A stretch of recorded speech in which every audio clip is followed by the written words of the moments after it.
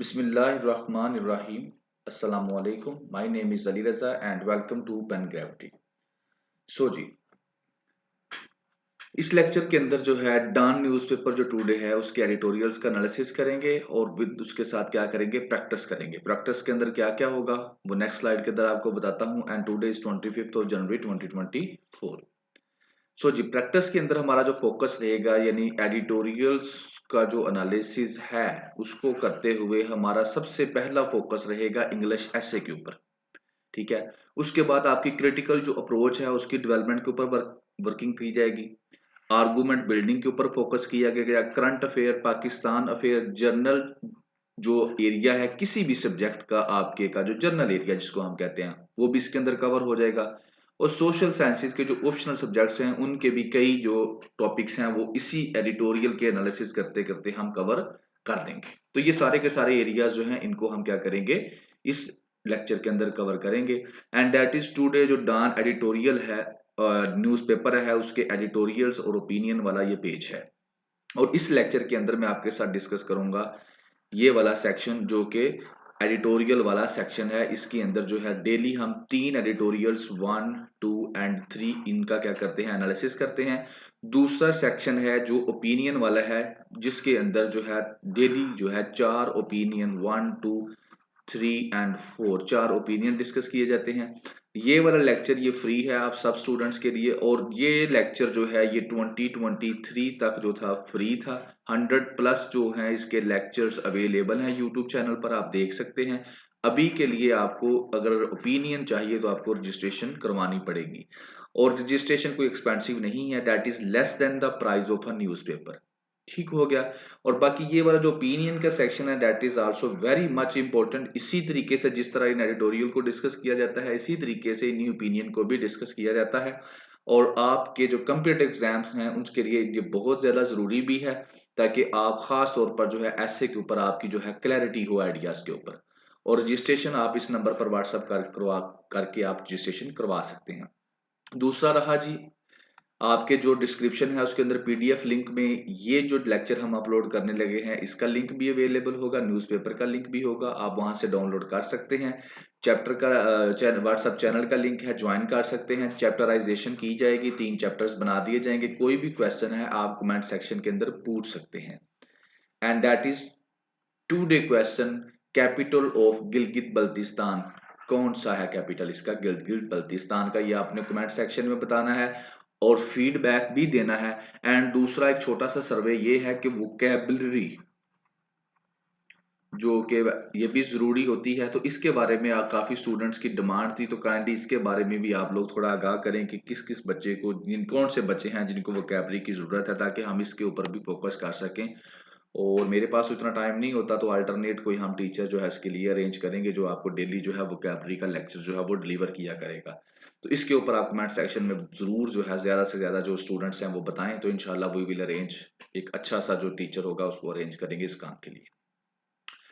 सो जी, Gilgit Baltistan discontent. तो Gilgit Baltistan discontent में क्या है, ओपिनियन जिन बच्चों ने सुना है उनको तो बिल्कुल ये क्लियर होगा। पिछले दिनों इसके बारे में ओपिनियन आया था गिलगित बल्तिस्तान के अंदर जो हो रहा है सारे का सारा क्या क्या हो रहा है, क्यों हो रहा है, उसकी क्या रीजंस हैं, उसके क्या सॉल्यूशंस हैं, हमने सारा डिस्कस किया था। उसी चीज को लेकर अब ये जो है दोबारा से इसके अंदर थोड़ी सी रेनोवेशन करके तो अब ये इसका एडिटोरियल आया है। तो डिसकंटेंट से मुराद होता है डिससेटिस्फेक्शन, खुश ना होना, अनहैप्पीनेस। ठीक है ना, मुतमिन यानी डिससेटिस्फेक्शन, मुतमिन ना होना, अनहैप्पीनेस होना, खुश ना होना। तो गिलगित बल्तिस्तान वाले जो हैं वो आपसे नाराज हैं, आपसे खुश नहीं हैं। तो इससे पहले कि what is inside of this यहां पर हम जाएं तो पहले हल्का सा टच आपको दे देता हूं कि गिलगित बल्तिस्तान की आपको लोकेशन वगैरह क्लैरिटी हो जाए ताकि आपके जहन में बैठ जाए। ये पाकिस्तान का मैप है, अफगानिस्तान, इंडिया, ईरान और चाइना आपके रिलेटिव्स हैं, अपना नेबर्स हैं। और ये रहा आपका गिलगित बल्तिस्तान का एरिया जो कि रेड कलर में है। इसको जब हम ओपन करते हैं तो ये आपके सामने इस तरह की सूरत हाल बन जाती है। दैट इज गिलगित बल्तिस्तान जो यहाँ पर येलो कलर में आपको नजर आ रहा है। ठीक है ना, ये वाला एरिया जो है ये चाइना को गिफ्ट किया गया है, ये वाला एरिया भी चाइना के पास है। ये पाकिस्तान जो है आजाद कश्मीर ग्रीन कलर का ये पाकिस्तान के पास है। और ये वाला जो एरिया है ये किसके पास है, ये रेड कलर वाला जो एरिया है, ये रेड कलर वाला एरिया है इंडिया वालों के पास। ठीक हो गया। तो अभी हम जो बात करने जा रहे हैं वो बात होगी ये येलो वाले कलर की, ठीक है, जो पाकिस्तान के पास है, गिलगित बल्तिस्तान की हम जो है अभी डिस्कशन करेंगे इसके ऊपर। बाकी जो है इसके अंदर और भी चीजें हैं, जैसे ये मैप है that is different from dab map, थोड़ा कलर वगैरह डिफरेंट है, इसकी चीजें डिफरेंट है और ज्यादा क्लैरिटी है इसके अंदर। तो इसको हम जो है इन मैप्स को बाद में जो है इनके ऊपर हम डिस्कशन करेंगे आगे जो स्टेप इसकी स्लाइड आएगी। तो फिलहाल आपके लिए जो है लोकेशन आपने चेकआउट कर ली कि व्हाट इज द लोकेशन। तो अब देखते हैं कि वहां पर प्रॉब्लम क्या है, क्यों लोग जो है वो सेटिस्फाई नहीं है, क्यों लोग मुतमिन नहीं है, खुश नहीं है। तो बेसिकली वहां पर प्रोटेस्ट लोग कर रहे हैं गिलगित बल्तिस्तान के अंदर। अब प्रोटेस्ट करने की जो एक वजूहात हैं उसकी लिस्ट काफी लंबी है, उनमें से जो दो चार मेन वजूहात हैं वो एडिटोरियल वाला इसके अंदर डिस्कस करता है। तो पहली तो वजह ये है कि जो गंदम है, वीट है, उसकी जो प्राइजेस हैं वो बढ़ा दी हैं गवर्नमेंट ने, क्योंकि पहले इस रीजन को पाकिस्तान की जो गवर्नमेंट है वो क्या कर रही थी, सब्सिडी दे रही थी। ठीक है, वो मैं बाद में डिस्कस करता हूँ कि क्या क्या हो रहा है। पहला तो आप ये पॉइंट देख लें कि गंदम की जो प्राइजेस हैं वो बढ़ा दी हैं।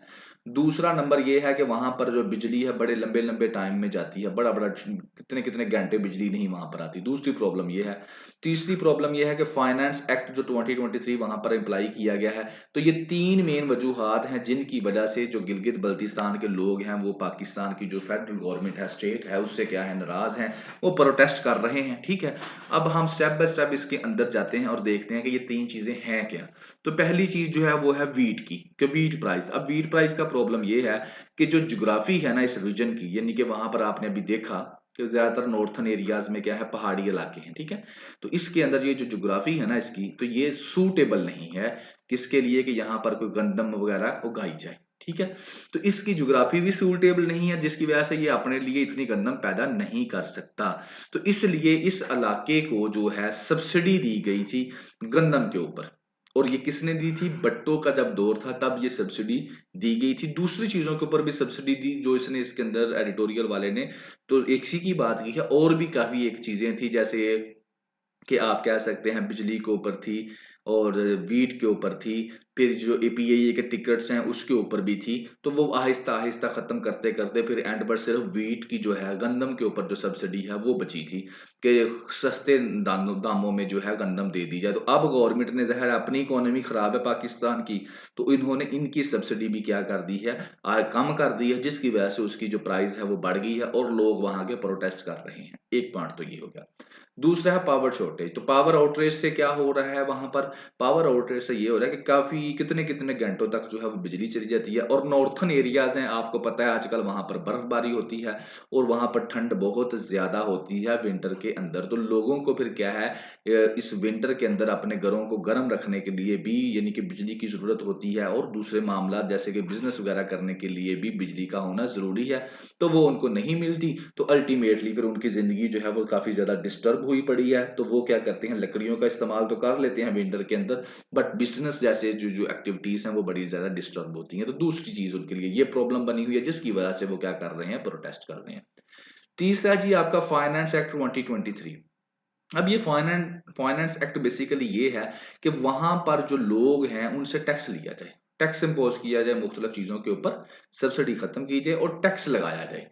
तो इसके ऊपर भी लोग कह रहे हैं कि नहीं, टैक्स नहीं लगना चाहिए। अब टैक्स क्यों नहीं लगना चाहिए, लोग ये कह रहे हैं वहां पर कि अगर तो आप लोगों ने हमारे ऊपर टैक्स लगाना है ना, तो फिर आप हमें नेशनल असेंबली के अंदर जो है सीटें दो। हमारी नेशनल असेंबली के अंदर सीटें नहीं है, हमें नेशनल असेंबली के अंदर रिप्रेजेंटेशन दो, हमारे इलाके से एमएनए चुनो ताकि वो नेशनल असेंबली के अंदर जाकर बैठें। और हमें भी दूसरे मुल्क की तरह, जिस तरह आप दूसरे सूबे रेगुलेट करते हो, हमें भी अपना सूबा बना लो, हमें रेगुलेट करो, तो ठीक है टैक्स भी ले लो। लेकिन आप हमें नेशनल असेंबली के अंदर सीटें भी नहीं दे रहे, हमें आप सूबा भी नहीं बना रहे, और दूसरी तरफ आप हमसे टैक्स ले रहे हैं, तो ये बिल्कुल गलत है। तो इन दो तीन चीजों के ऊपर वो क्या कर रहे हैं, इसके अलावा और भी वजूहत है, लेकिन these are the main 3 points जिसके ऊपर जो है वहां की गिलगित बल्तिस्तान के लोग जो है वो प्रोटेस्ट कर रहे हैं। और जो है वो आप गवर्नमेंट ऑफ पाकिस्तान से क्या है, अनसेटिस्फाइड है, डिससेटिस्फाइड है और अनहैप्पी भी है। ठीक है ना, ये तो होगी यहां तक चीजें। अब वो आगे कहता है कि ये जो प्रोटेस्ट वहां पर हो रहे हैं ये कोई नए नहीं है, नॉट न्यू, नहीं नहीं है, ये पहले कितने सालों से हो रहे हैं और अभी तक अगर इनका सोल्यूशन नहीं हो सका तो इसका मतलब है कि जो स्टेट है वो उस साबित हो गया कि स्टेट जो है पाकिस्तान की, उसका फेलियर हमारे सामने आता है कि वो इतने सालों से इनका मसला नहीं हल कर पाई। ठीक हो गया, तो एक पॉइंट तो ये वो बताता है। आगे वो एक चीज जो है जो कि आपको पता भी होनी चाहिए, अब वो क्या है, इससे पहले कि मैं आगे जो नया पॉइंट है उसके ऊपर जाऊं, मैं जो है ये फोर्थ शेड्यूल आपके साथ डिस्कस कर देता हूं। ये यहां पर उसने नहीं लिखा हुआ, लेकिन ओपिनियन के अंदर उसने बड़ा डिटेल में लिखा था कि व्हाट इज फोर्थ शेड्यूल और ये वो क्या। तो यहां पर वो कहता है कि वो लोग जो इन क्या जैसा कि ना प्रोटेस्ट जो है ये नए नहीं है, बड़े अरसे से हो रहे हैं। तो जो लोग इस चीज को हाईलाइट कर रहे हैं, वहां पर प्रोटेस्ट कर रहे हैं गवर्नमेंट के खिलाफ, तो गवर्नमेंट का जो रिएक्शन है स्टेट का वो ये है कि बजाय इन लोगों के साथ वो बात करे, तो लोग गवर्नमेंट क्या कर रही है, इन लोगों को उठाती है और फोर्थ शेड्यूल के अंदर इनके ऊपर क्या कर देती है, जो है एफआईआर वगैरह दर्ज कर देती है। अब ये जो फोर्थ शेड्यूल है, ये अगर इसकी बात की जाए तो ज्यादा तो नहीं, मैं आपको इतना बता देता हूं कि ये बेसिकली जो बागी होते हैं, जो बगावत करते हैं मुल्क के खिलाफ, कंस्पिरेसी करती हैं, स्पाई होते हैं, टेररिस्ट होते हैं, उनके ऊपर ये लगाया जाता है। तो ये इतना हैवी किस्म का जो पनिशमेंट है ये इन लोगों के ऊपर लगा दी जाती है जो प्रोटेस्ट करते हैं। और इसकी सजाओं में इतना कुछ होता है कि जिस बंदे के ऊपर ये लगाया जाता है उसकी प्रॉपर्टी सीज कर ली जाती है, उस बंदे को जो है किसी किस्म के वो जलसे जुलूस नहीं कर सकता, उस बंदे को ऑब्जर्वेशन में रखा जाता है, वो एक जगह से दूसरे, एक शहर से दूसरी जगह मूव करे तो यानी कि ये इतना टफ किस्म का ये सजा होती है जो इन लोगों को दी भी गई है और आगे भी वो दे रहे हैं। और बजाय इसके कि गवर्नमेंट इनके साथ बैठे बात करे, अपना मसला इनका सुने, इनका हल दे, तो गवर्नमेंट इस तरह से इनको क्या कर रही है, सप्रेस करने की कोशिश कर रही है, जो कि बिल्कुल एक डेमोक्रेटिक स्टेट के अंदर बिल्कुल गलत चीज है। ठीक हो गया जी।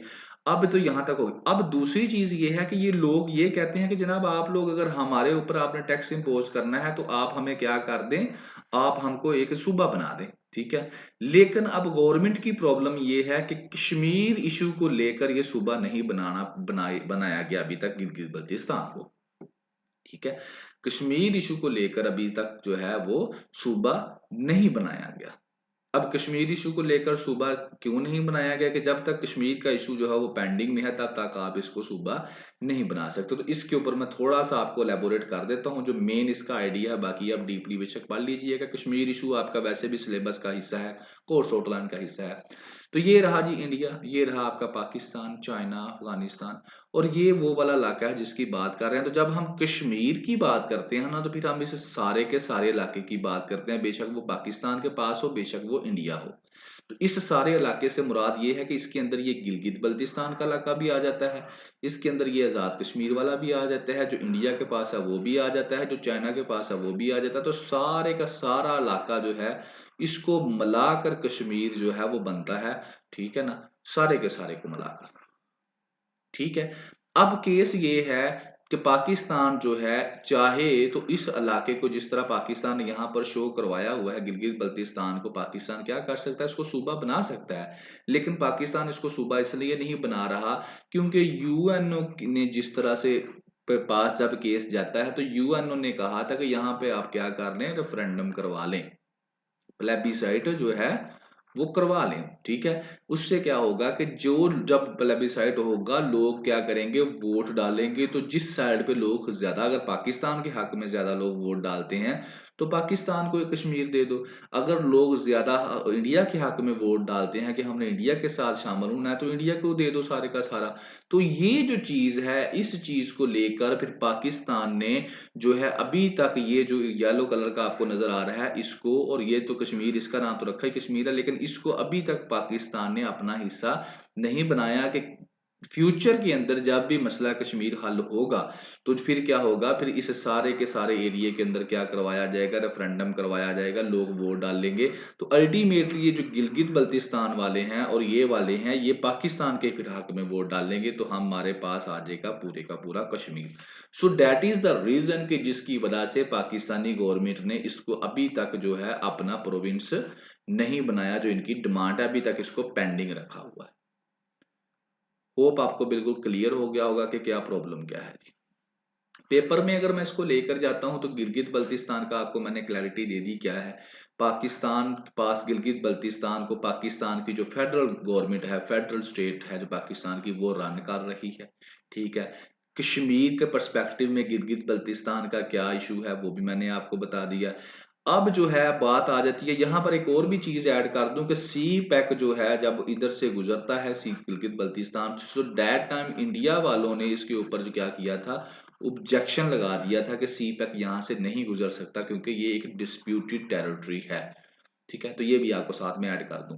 तो उस वक्त भी कुछ राइटर्स ने ये लिखा था कि हमने सी पैक तो यहाँ से गुजार लिया है, तो अब हमें चाहिए कि हम गिलगित बल्तिस्तान को एक प्रोविंस का स्टेटस दे दें। ये कुछ काफी साल पुरानी बात है, ठीक हो गया।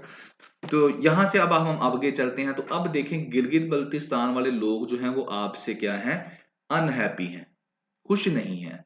तो जब वो आपसे खुश नहीं है, आप उनको, जब वो आपके राइट्स मांगते हैं या वो अपनी डिमांड करते हैं, तो आप उनके साथ बैठकर प्यार मोहब्बत से बात नहीं करते, बल्कि क्या करते हैं, उनके राइट्स की वायलेशन कर रहे हैं, उनको फोर्थ शेड्यूल में डाल रहे हैं, सख्त से सख्त सजा दे रहे हैं।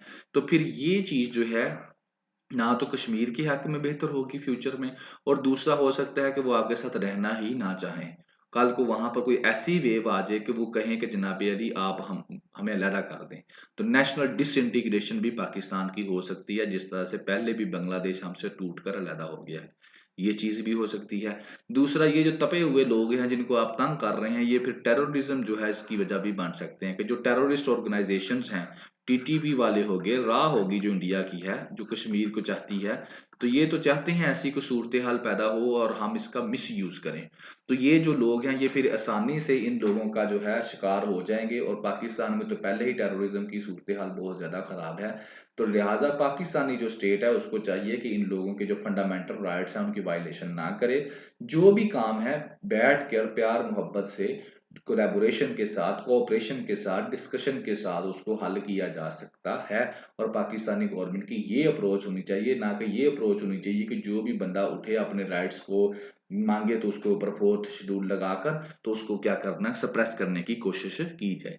तो ये गलत बात है। ठीक हो गया जी, ये हो गया आपका पेपर पर्सपेक्टिव। मिस्ड अपॉर्चुनिटी, ये जस्ट लाइक गिलगित बल्तिस्तान ही है सारी की सारी सिचुएशन, ठीक है, लेकिन थोड़ी सी डिफरेंट है, प्रोटेस्ट ये भी हो रहा है। तो यहाँ पर ये बात करने जा रहा है जी इस्लामाबाद की, ब्लोच प्रोटेस्ट की बात करने जा रहा है कि मिस अपॉर्चुनिटी क्या है, कि वही स्टेट ने मिस कर दी अपॉर्चुनिटी। तो क्या है इसके अंदर, आपको पता है कि इस्लामाबाद के अंदर कई दिनों से प्रोटेस्ट जो था वो कंटिन्यू था बलोच का। तो बलोच प्रोटेस्ट अब जो कंटिन्यू था इस्लामाबाद के में, वहां उसको मूव कर दिया उन्होंने। अब वो कह रहे हैं कि हम इसको क्वेटा में शिफ्ट कर रहे हैं, क्वेटा जाकर अब हम प्रोटेस्ट करेंगे। ठीक है, अब ये बात होगी यहाँ तक, तो यानी कि इस्लामाबाद से वो लोग जा रहे हैं, चले गए हैं। ठीक हो गया। अब इसमें था क्या कि उन्होंने क्यों प्रोटेस्ट किया था, प्रोटेस्ट में ये था कि दो चीजों के ऊपर वो उनका फोकस था, कि एक्स्ट्रा जुडिशियल किलिंग और इनफोर्स डिसअपीयरेंस। अब Indian force disappearance extra judicial killing क्या है, कि ये अब एक ये बंदा है अपने घर में बैठा है, तो कोई जो यूनिफॉर्म के बगैर लोग आए और इसको उठाकर ले जाएं और गायब कर दें। ठीक है, तो आप लोग जो है अब पुलिस स्टेशन जाते हैं घर वाले के, हमारा जो भाई है या हमारा शोहर जो है या हमारा जो अब्बू है उसको जो है कोई उठाकर ले गया है, तो वो क्या पुलिस वालों ने तो नहीं उठाया, तो पुलिस वाले आगे से कहे नहीं जी जनाब हमारे पास तो है ही नहीं, हमने तो नहीं उसको उठाया। तो फिर कौन उठाकर उसको ले गया, अब क्वेश्चन ये है। इसको कहते हैं इनफोर्स डिसिप्लिन, जबरदस्ती किसी को गायब कर देना। तो ये वो यहाँ पर बलूचिस्तान के अंदर ये है कि ये जो है ना, वहां पर लोगों के कई जी जो है, कई जो घर वाले हैं उनको उठाकर ले गए हुए हैं, तो पता ही नहीं है कौन लाख उठाकर ले गया, लोग परेशान हैं। एक्स्ट्रा जुडिशियल किलिंग ये होती है कि एक पुलिस है अगर वो पकड़ कर ले गई है किसी को, तो होना तो ये चाहिए कि वो पुलिस जो है उसको बकायदा उसके खिलाफ एफआईआर दर्ज करे, उसका जो है केस बनाए और उसको क्या करे, कोर्ट के पास ले जाए। ठीक है ना, जुडिशियल यानी कि उसका रिमांड ले, उस कोर्ट के पास ले जाए, कोर्ट जो है उसका केस सुने और उसको सजा दे। लेकिन यहाँ पर ये है कि ना तो एफआईआर होती है ना केस दर्ज किया जाता है, उसको उठाकर ले जाते हैं और उसके बाद उसका पता ही नहीं चलता कि वो कहाँ पे चला गया है, और उसके थोड़े दिनों बाद उसकी जो है लाश वगैरह मिल जाती है। तो ये कोर्ट के पास नहीं जाता, खुद ही फैसला कर देते हैं। तो इस चीज को लेकर जो है वहां की औरतें बलूचिस्तान की और बच्चे वो आए हुए थे इस्लामाबाद, यंग लोग भी थे, मिडिल क्लास थी, पढ़ी लिखी क्लास थी, तो उन्होंने आकर प्रोटेस्ट किया और उन्होंने डिमांड की कि हमारे जो मिसिंग हैं लोग, घर वाले हैं, किसी का अब्बू है, किसी का भाई है, किसी का घर खामद है, तो उनको उन्होंने डिमांड की कि हमें वापस करो, कहाँ पर है, तो इसलिए वो प्रोटेस्ट कर रहे थे। अब स्टेट ने जब ये चीजें देखी तो स्टेट ने रिस्पॉन्स ये दिया, नेगेटिव रिस्पॉन्स दिया, जिस तरह गिलगित बल्तिस्तान वालों को दे रहे हैं। इनकी बात को बिल्कुल उन्होंने गौर फिक्र से नहीं सुना, कितने दिन वो बैठे रहे। बल्कि ऊपर से क्या हुआ, ये स्टेट ने कहा, स्टेट से मुराद क्या है कि आपके जो रिप्रेजेंटेटिव्स हैं, जैसे प्राइम मिनिस्टर हो गया, प्रेसिडेंट हो गया, या जो भी ओहदेदारान जो बैठे हैं, जो मुल्क को चला रहे हैं, तो उनका रिस्पॉन्स ये था कि ये जो प्रोटेस्ट करने वाले हैं, ये बेसिकली जो टेररिस्ट हैं उनके हमदर्द हैं, ये पाकिस्तानी नहीं है। मीडिया वालों ने जो बाकायदा जो है उनसे क्वेश्चन किए कि वो लॉयल हैं क्या पाकिस्तान के साथ, वफादार हैं या नहीं है, तो उनकी जो वफादारी के ऊपर क्वेश्चन किया गया मीडिया ने। तो बजाय इनकी बात सुनने के स्टेट ने क्या किया, ऊपर से इनके ऊपर जो है अजीबोगरीब क्वेश्चन और इनके ऊपर जो है टेररिज्म का दब्बा लगा दिया।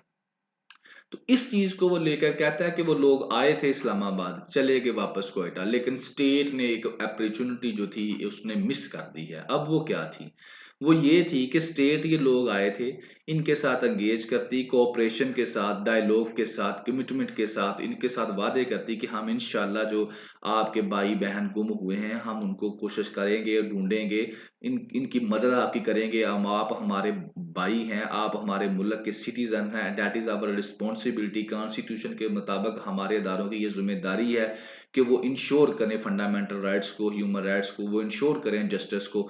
तो सारा कुछ हमारा करना जिम्मेदारी है और हम करेंगे। ठीक है, उनको हौसला देते, उनको तसल्ली देते और उनके साथ बैठकर बात करते। लेकिन पाकिस्तानी स्टेट ने ऐसा कुछ भी नहीं किया और वो लोग जो हैं वो वापस चले गए। और अल्टीमेटली वो वापस चले गए हैं तो वो नाराज तो वो भी हैं, वो भी आपसे खुश नहीं है। तो जब वो आपसे खुश नहीं है, आपके सिटीजन आपसे खुश नहीं है, तो ये एक किस्म की फिर वार्निंग ही आप लोग समझ सकते हैं फ्यूचर में। तो इसी चीज के ऊपर अगर मैं इसको पेपर पर्सपेक्टिव में लेके जाऊं तो बलोच प्रोटेस्ट हुआ, तो क्यों हुआ, क्योंकि वायलेशन हो रही है फंडामेंटल राइट्स की, लोगों की, बलोच की। ठीक है, तो स्टेट का जो रिस्पॉन्स था वो बिल्कुल नेगेटिव था और स्टेट फेल हो चुकी। स्टेट ने अपना जो रिस्पॉन्स है अच्छा नहीं दिया, तो लोगों के राइट्स की जब वायलेशन होगी तो फिर अब अगर स्टेट जो है वो नेगेटिव रिस्पॉन्स देगी तो फिर वही लोग जो है वो फिर कल को क्या हो सकता है, स्टेट के खिलाफ खड़े हो सकते हैं, टेररिज्म का हिस्सा बन सकते हैं इजीली, और नेशनल डिसइंटीग्रेशन की तरफ पाकिस्तान जो है वो मूव भी कर सकता है। तो लिहाजा ये था पेपर पर्सपेक्टिव में, अगर स्टेट को चाहिए था पॉजिटिव रिस्पॉन्स देती तो फिर ये वाली चीज और ये वाली चीज नहीं होनी थी, लेकिन स्टेट ने पॉजिटिव रिस्पॉन्स दिया। तो अब फिर यही है कि टीटीपी वाले रा, और अब तो इसराइल भी है गजा का इशू लेकर, तो वो भी चाह रहा है कि ऐसी सूरत हाल के क्या किया जाए, फायदा उठाया जाए, ताकि जो मुल्क हैं सारे के सारे, उनकी जो अटेंशन है वो गजा से डाइवर्ट हो जाए और दूसरी तरफ हो जाए। और इस चीज को जो हमने देखा भी ईरान और पाकिस्तान के मामलात के अंदर, और बल्कि ईरान और पाकिस्तान, अब मुझे नहीं पता ये क्यों इतने बेवकूफ हैं कि इनको अकल नहीं है। तो ये गजा की जब बात थी तो उससे कितने दिन पहले की एक रिपोर्ट आ चुकी थी जिसमें तमाम मुसलमानों को ये वार्निंग दी गई थी कि आप लोग सारे कॉन्शियस हो जाएं। अब जो है इसराइल जो है और उसकी जो एजेंसी मोसाद है, अब वो ये ऑपरेशन लॉन्च करने जा रही है कि वो दूसरे जो मुल्क हैं उनके अंदर ऐसी एक्टिविटीज करेगी, ताकि क्यों करेगी, ताकि गजा से दुनिया की अटेंशन डाइवर्ट हो जाए।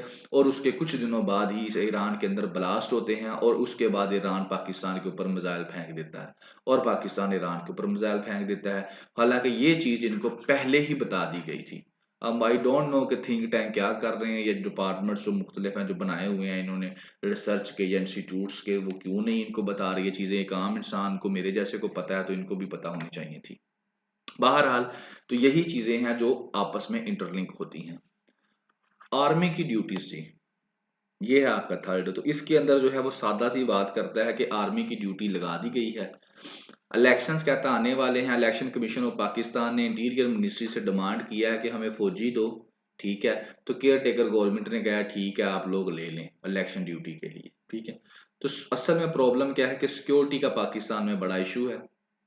टेररिस्ट अटैक आपके सामने कहता हुए हैं, टीटीपी जो है उसके अंदर इन्वॉल्व है, अफगानिस्तान की जमीन को इस्तेमाल कर रही है। पाकिस्तान ने कई दफा जाकर कहा है तालिबान को, लेकिन कुछ उसका रिस्पॉन्स पॉजिटिव नहीं आया। उस पर से ईरान और पाकिस्तान के खिलाफ दरमियान जो हुआ इशू, मिसाइल वगैरह एक दूसरे के मुल्क में फेंके, वो भी टेररिज्म को लेकर ही फेंके। केपेकी का इलाका जो है वहां पर स्पेशल तौर पर टारगेट किया जा रहा है, सिक्योरिटी के बंदों को भी और साथ पॉलिटिशियंस को भी, जो कि इलेक्शंस में हिस्सा लेने जा रहे हैं। तो इस सूरत हाल के अंदर जो ट्रूप्स हैं, जो फौजी वगैरह हैं, उनकी जो सिक्योरिटी के लिए पॉलिटिशियंस और वोटर्स की जो वोट डालने आएंगे और जो इलेक्शन में पॉलिटिशियन खड़े होने जा रहे हैं, इलेक्शन लड़ने जा रहे हैं, उनकी सिक्योरिटी के लिए जो ये वाले जो ट्रूप्स हैं इनका होना ज़रूरी है। तो इनका जो मकसद है सिक्योरिटी प्रोवाइड करना और जो है पीस जो है उसको इंश्योर करना। सो दैट इज डिस्कस की, यानी कि उसका कहने का मतलब ये था कि आर्मी के बगैर जो है इलेक्शंस नहीं हो सकते क्योंकि सिक्योरिटी का थ्रेट है पाकिस्तान को। एंड दैट इज दी आपकी टू डे पिक्चर। इसके अंदर पाकिस्तान टेली कम्युनिकेशन अथॉरिटी है और ये कभी जो आपका सोशल मीडिया का इंटरनेट है तो कभी इसको करते हैं ऑन और कभी करते हैं इसको ऑफ, कभी बंद कर देते हैं, कभी खोल देते हैं, एक्टिव कर देते हैं। तो ये ऑन ऑफ की जो गेम है ये कर रहे हैं, क्यों कर रहे हैं, ये मैंने अपने प्रीवियस एडिटोरियल के अंदर आपको डिस्कस किया था कि जलसा जब भी जो है जलसा पीटीआई का होता है तो फिर क्या होता है, जब पीटीआई का जलसा होता है तो फिर क्या कर दिया जाता है, इंटरनेट ऑफ कर दिया जाता है। ठीक है, और बाद में आके कह दिया जाता है कि ये एक टेक्निकल इशू था, लेकिन हकीकत क्या थी कि जो है वो इसको क्या कर देते हैं, इस तरह से ऑन ऑफ करते रहते हैं फॉर देयर पॉलिटिकल काज। और उससे जो आपकी जो है डिजिटल इकोनॉमी पाकिस्तान की वो बड़ी डिस्टर्ब हो रही है।